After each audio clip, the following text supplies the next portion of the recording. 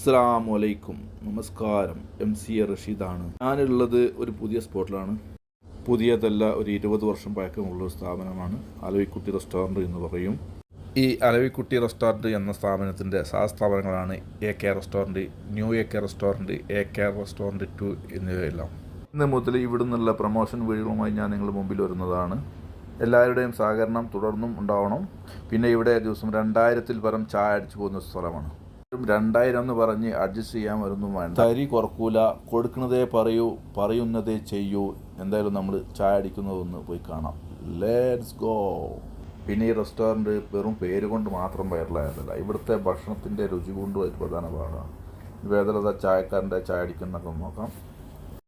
താജോ കണ്ട ഓൻ്റെ ഒരു ഇൽമ്, എന്താ പാറിപ്പറക്കണം ചായ, പാറിപ്പറക്കണം പരിന്ത കേട്ടുള്ളത്, പാറിപ്പറിക്കണം ചായ.